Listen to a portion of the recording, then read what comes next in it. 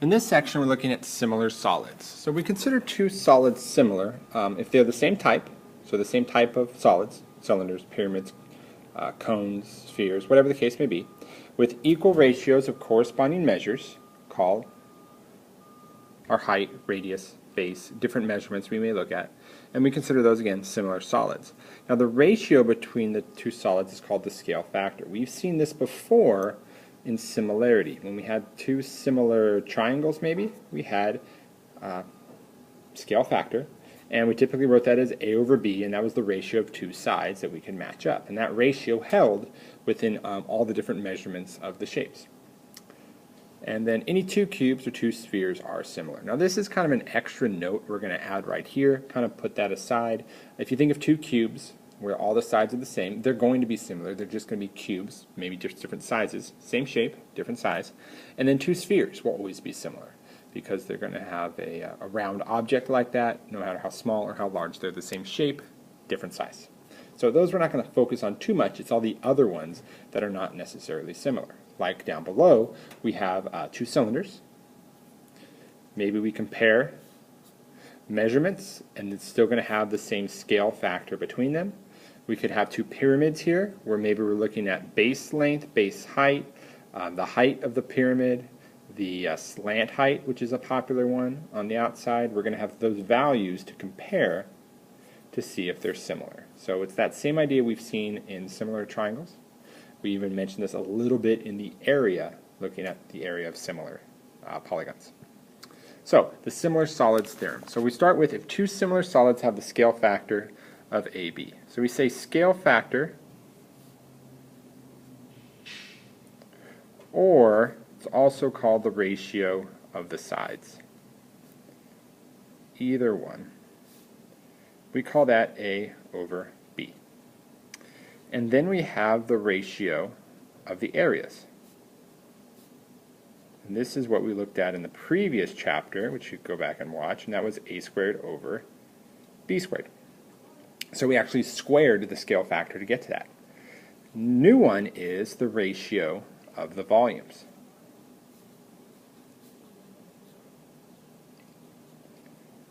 And this is going to be A to the third, B to the third. So now we're actually going to cube the scale factor to get to the ratio of the volumes. And we're going to see a few different types of examples that do that. So if you're not sure at the moment to where we're going with this, let's see some examples and you'll start to see how it all fits into the process. But a couple things I want you to be aware of before we start. Let's think of the scale factor if we're looking at just sides. Those are always units, inches, centimeters, feet. In area, we have units squared. And then in volume, we have units cubed. And if you notice, as we look at the way we label the units, it actually is the way we also have the exponents for A and B. Scale factor is A over B, it's just in units, feet or inches or some measurement. Areas, A squared over B squared, now we're looking at units squared, inches squared, centimeters squared, square feet, on from there. Third one, ratio of the volumes, is now cubed. So we changed that one as well. So we could also start to see, as we change between them, maybe if I'm at scale factor and I want to go to area, I'm going to square it. If I'm scale factor and I want to go to volume, I'm going to cube that. If I want to go back in the opposite direction, I'll take the square root or the cube root, and it allows me to simplify. So we're going to typically use the scale factor to the areas and then the scale factor to the volumes. If we did want to go area to volume, we'd go back through the scale factor. So let's work through a few examples and see. So top one we have, if the right rectangular prism is similar to the right rectangular prism shown to the right. So let's just label this one. I'm going to label this one 1 and this one 2. And eventually we'll get to 3. So first we want to see if 1 and 2 are similar. So if we start labeling the measurements, that front side length of the base is 4 and 8. Then I could go maybe the height of the base, the depth we have there, is 2 and 4. And then the height of the prism is 2 and 2. So if we look at these, they actually simplify, and I get 1/2, 1/2, and 1, which is a problem because that's not equal. Because that's not the same, they don't have the same scale factor. And so we're going to say that they are not similar. Okay, let's move on to the second one. Now we're going to compare 1 and 3. So that front length is 4 to 6, then 2 to 3 is the depth, and the height is 2 to 3. Well, this one, we get that the scale factor, they all reduce to the same thing, 2/3. So 2 units on the first one matches up with 3 units on the second one. That is the ratio between them. Since that scale factor is the same, we are going to say they are similar. Okay, now let's go down and try 2 more. I'm going to use that 1 and 2. So front side is 12 and 9. The depth is 16 and 12. The height is 4 and 3. I reduce, I get 3 over 2. Oops, not 3 over 2. How about 4 over 3? 4 over 3 and 4 over 3. They all reduce to be the same thing. If they all reduce to the same thing, we would say they are similar. And even though they're not asking, well, they say explain the reason, we would say that the scale factor is 4/3. Okay, next one here, I'm going to call this one 1 and 2. I'm going to compare the heights, that's 15 to 10, and the radius 10 to 5. I reduce, and I get 3 over 2 and 2 over 1. They are not the same, so therefore they do not have the same scale factor, so we would say they are not similar. Now, they are both cones, and that doesn't change. They're still both cones, but the key thing we have to see there is they're not similar to each other. They're not the same shape. They're not going to be looking the same way. And you could see as one would get larger, it just wouldn't match up. So let's try it now actually applying using the different ratios that we look at. So 2 similar cylinders have volumes of 12 pi and 324 pi. We want to find the scale factor of the larger to the smaller. So if we look at the 2, we're just going to do a quick sketch of them. I have a larger and a smaller, clearly, because the first one's volume is 12 pi, the second one's volume is 324 pi. So let's write those as a ratio of the volumes.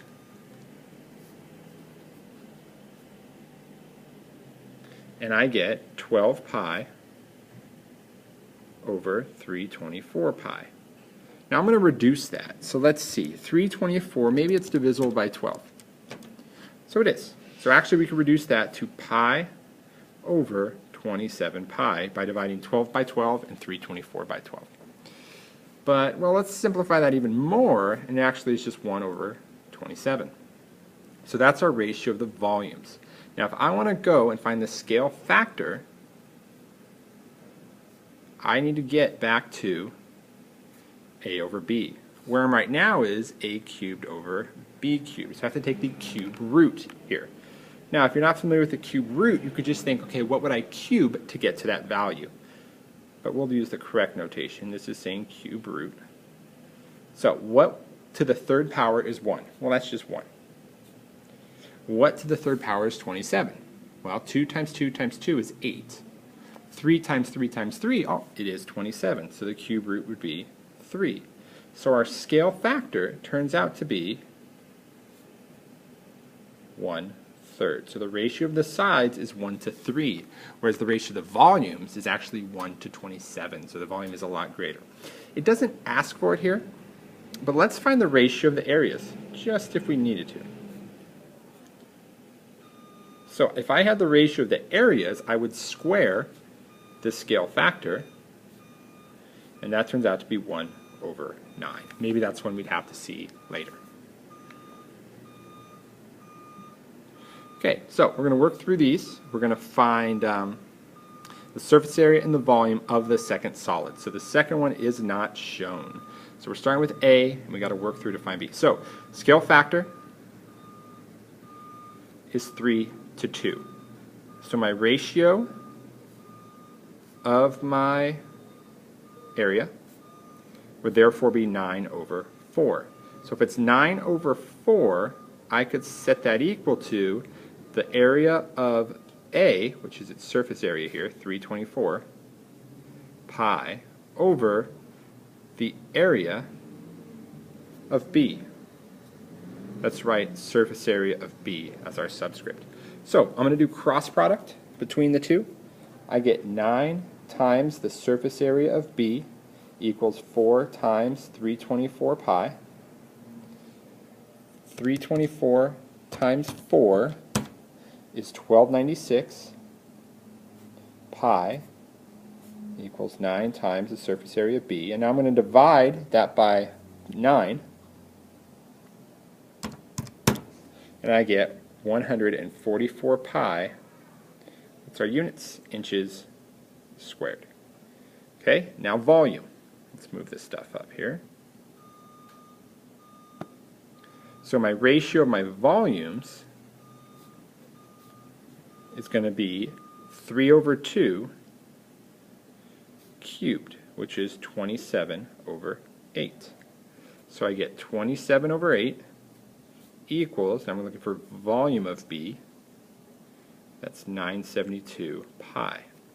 So I'm going to do a little quick here. 972 times 8 gives me 7776 pi equals 27 times the volume of B, and that's just cross product. I now divide that by 27 and I get 288 pi inches cubed is my volume. So I found my surface area, I found my volume. Now we go on to the next one. Scale factors 2 over 1. So my ratio of my areas is 2 over 1 squared, which is 4 over 1. So now I'd say 4 over 1 equals the surface area of A over the surface area of B. Now this one turns out to be 4 times the surface area of B equals 864, which I can divide 864 by 4 and get 216 feet squared. For volume, I'm now going to take my scale factor and cube it, so that's 2 over 1 cubed, and I get 8 over 1. So now it's going to be 8 over 1 equals, I know volume of B goes on the bottom, that's 1728 on top. I get 8 times the volume of B equals 1728. I divide 1728 by 8, and it comes out to be 216 feet cubed. Okay, last one here. Scale factors 4 to 7. So my ratio of my areas is going to be 4 over 7 squared. That's 16 to 49. So that becomes 16 over 49 equals 64 pi over the surface area of B. Now instead of doing cross product, which we could always do, let's see if we can figure out a little shortcut here. If we look at 16, to get from 16 to 64, I'd multiply it by 4 pi. So that means I could almost do the same thing with 49, because it's really just changing the fraction. 49 times 4 is 196, so our surface area of B turns out to be 196 pi centimeters squared. If you don't agree, well, do cross product and you'll see. Hopefully. Okay, next we go ratio of the volume, and that's going to be 4/7 cubed. 4 cubed is 64. 7 cubed is 343. So I have 64 over 343 equals 64 pi over the volume of B. Now, we look at it. We have 64 and then we went to 64 pi. Hopefully now you see all we did was just put a pi on the end multiplied by pi. We'll do the same thing here and say that our volume of B is 343 pi centimeters cubed.